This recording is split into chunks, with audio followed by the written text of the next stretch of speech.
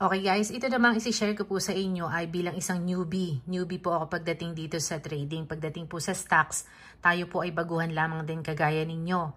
So medyo mabagal lang po talaga yung ating learning kaya inabot po tayo ng matagal na pag-aaral. And until now po ay nag-aaral pa rin tayo.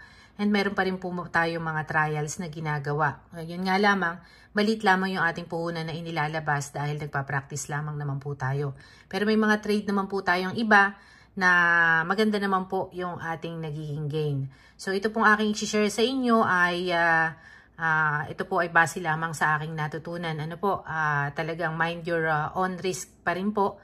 Siyempre, yun yung pag-trade, kayo pa rin po ang masusunod, kayo pa rin po ang magpaplano. Yung sa akin lamang naman po ay mag-share lang din po ako sa inyo ng aking nauunawaan. Okay po, baka sakaling may mapulot kayo, matutunan, o meron pong maganda doon sa aking pag-trade, o kaya naman po merong mali, pwede rin nyo po akong i-message, i-PM dyan po sa ilalim para magkatulungan at matutunan po natin yung the best way ng pagtitrade. Mind your own trade and mind your own risk pa rin po. Okay po, dahil yan po ay inyong pera at ingatan nyo po ang inyong pera. So sa lahat naman po ng mga gusto pong mag-subscribe at sumubabay sa aking trading journey, paki-click and like and share and then subscribe na rin po sa aking YouTube channel, Arlene Incali. Maraming pong salamat sa lahat ng makakapanood at sana po ay tayo po ay sama-sama makapag-trade at lahat po tayo ay magkaroon ng passive income. Ito pong aking i-explain sa inyo ay based lamang po dun sa aking natutunan.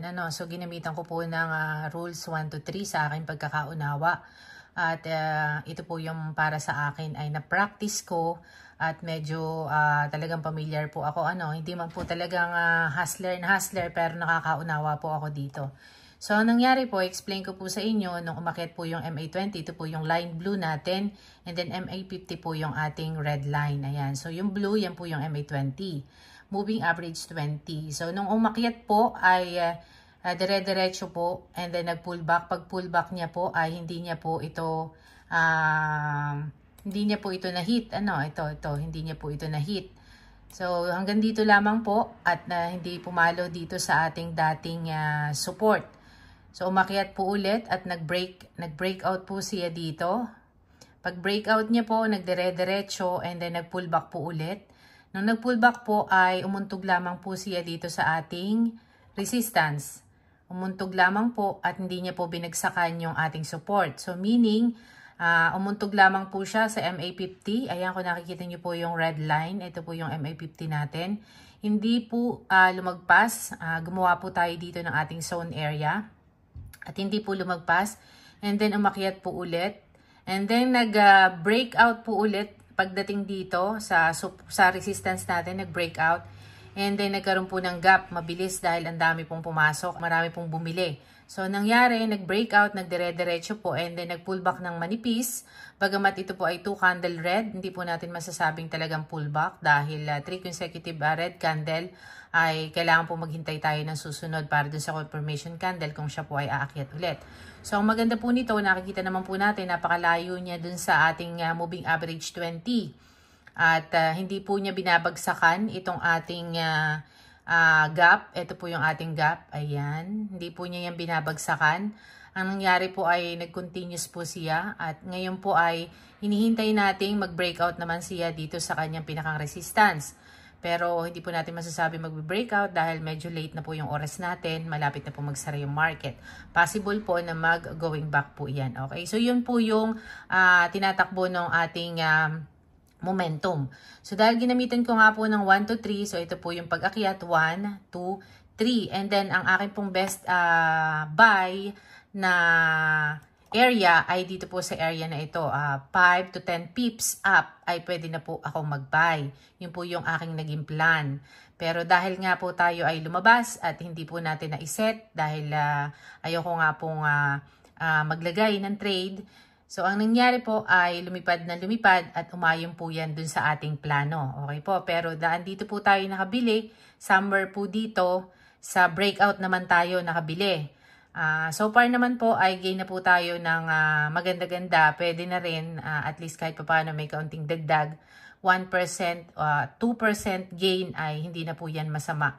sa ating trading. Depende na lamang po yan kung magkano po yung inyong investment, kung magkano yung nabili ninyong mga unit. Okay po. So, ito po yung ating rules of 1 to 3. At ito po ay natry ko na ng maraming beses.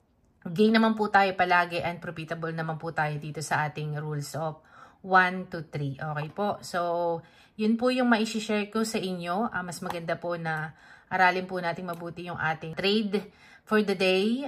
Pwede po tayo mag-advance planning bago po mag-start yung trading.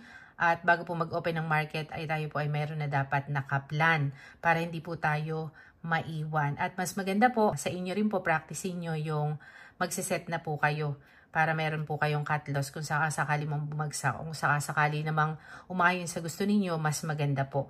Walang problema. Pero at least kung nakaset po kayo ng cut loss ay kapag bumagsak, hindi po kayo maiiwan or maiipit. Okay po. So ito po ay natry ko na ng ilang beses. At ayon po dun sa aking pagkakaunawa ay gain naman po tayo kapag ito po yung ating ginagamit. So halos nasa 3 indicators lamang po ang aking ginagamit. Yan lamang po ang madalas kong nagagamit, yung rules of 1 to 3, yung breakout, yung MA20, MA50. Depende na po yan sa inyo, and then meron po akong zone area na tinatawag para malaman ko po kung babagsak or papasok siya ayon dun sa aking gusto. Ayan, ang hirap magsalita.